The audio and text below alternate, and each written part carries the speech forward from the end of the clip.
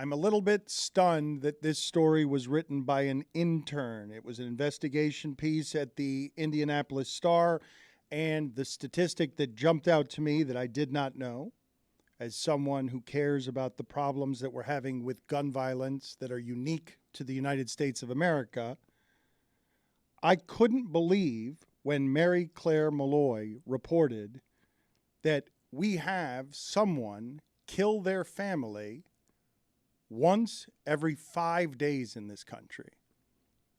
That stat was stunning to me. And I know many of you have been following the Alex Murdaugh trial. It's been a fascination, but this is happening a hell of a lot more frequently than I thought it was.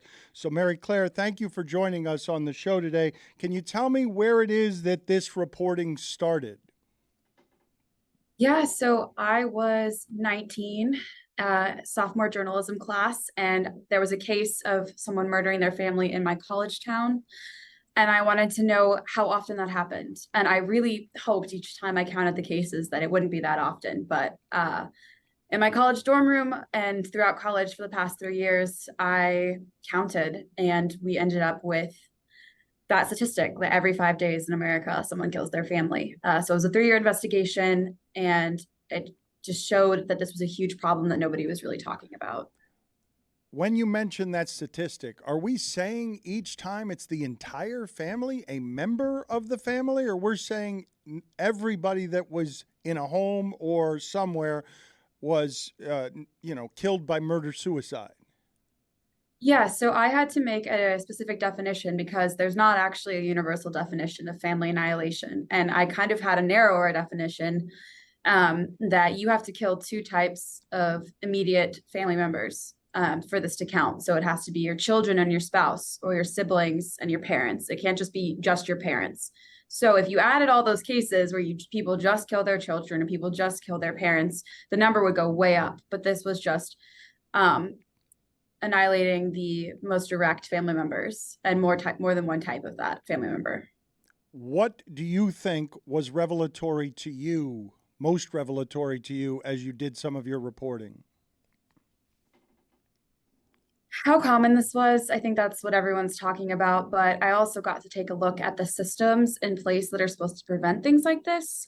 So I really feel for every time I read about a woman who asked for a protective order, she didn't get one, and then she was killed. Or I read about a woman in New Jersey who tried to get the locks changed on her apartment, and her apartment complex refused, and her husband got in with his keys and killed her. So I think about A, that this is happening at an alarming rate that no one knew about, and B, that the systems in place aren't always working. And what can we do moving forward now that we have this awareness and the language to talk about this? What's most wrong about the systems? Like I said, that there were examples of the system's not working. I can't speak for like a broad sense of like everywhere in the country, but I read a lot about women who wanted protective orders and didn't get them, police who were called but didn't do anything or didn't file a report, locks that weren't changed. And then there's not a lot of follow-up because everyone's dead in most cases. So then we don't get a sense of why did this happen, what was going on, and communities have to move on without the answers. So I think those were some of the issues that really came up and that really struck me. Why do you think we don't hear more about what you're calling American annihilation? Domestic violence is something that's really hard for people to talk about. And I think in the media, we often go towards reporting on mass shootings and public events, but we might need to shift our focus to what's going on in the home. And that's like for all types of domestic violence, not just this really heinous family murder type of crime. So I think looking at everyday daily gun violence is something that the media and the public need to kind of shift their focus towards, and realizing that this is happening in people's communities. And it doesn't just affect the people who are killed, it affects those that love them, it affects those communities, it affects our sense of safety. So I think just turning our eyes onto these examples is really helpful in that sense, to get a fuller picture of what gun violence looks like in America. The word choice, annihilation. Can you explain why you chose that word? Not necessarily what it means, I know what it means, but why you chose that word. Family annihilation is the term that was coined when people did a study on this in the 90s, but you think about it, you're annihilating your whole bloodline. You're annihilating people you are supposed to love and protect and take care of. And you don't want to live your life so badly, but you are so selfish that you're going to decide to take the lives of those closest to you who deserve to be protected by you. When you're talking about roots of the problem, where do you put mental illness amid guns and domestic violence? I think this is such a complex phenomenon, and anyone who says that just one of those is the answer, it just depends on the case. So if you look, I had a breakdown of in a separate sidebar piece about how often people had prior domestic violence, how often people had access to guns, how often people had diagnosed mental illnesses. And I think it's a combination of factors. I can't sit here and say I know exactly why people do this, but the primary risk factor is prior domestic violence, access to a gun, and struggle of some sort, whether that's a physical illness or a mental illness or just feeling like a failure. A lot of these men feel like failures is what my research showed. And they take it out on their families. Tell me more about that, though. The research showing that men who feel like failures are taking it out on their family. That is from some criminologists who've studied and interviewed these men. I think David Adams has a book where he talked to men who murdered their partners.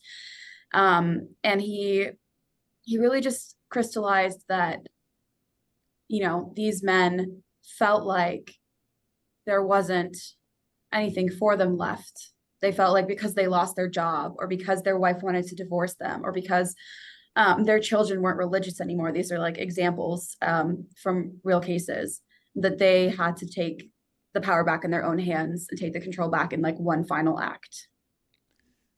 You're telling me that a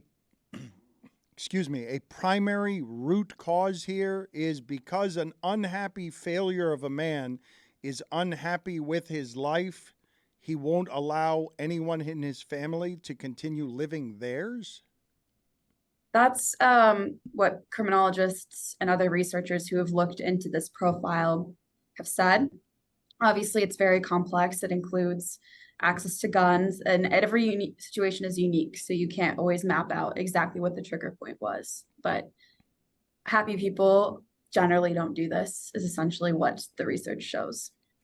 We have a graphic here that says 86% of family annihilations in your database involved guns. And another investigation has found that children are 3 times more likely to be shot at home than at school, and that the majority of perpetrators are their parents. How are we supposed to solve the crisis within the crisis, guns and domestic violence, if we have trouble even keeping track of it? Well, I guess that's what the point of the investigation was to actually track these cases nationwide and then give people a sense of language and vocabulary to discuss them. That's not really, family annihilation has always existed, but I feel like the term hasn't really come into our consciousness as much, especially when media outlets are reporting these incidents. We might call it a murder-suicide, but this is a specific term that helps people know, okay, this is a certain type of crime. And then the data set says, how often does this happen? So I think giving that language and that vocabulary to people will empower them to understand what's going on and then to look to policymakers in their own communities to think about how they can prevent this in the future.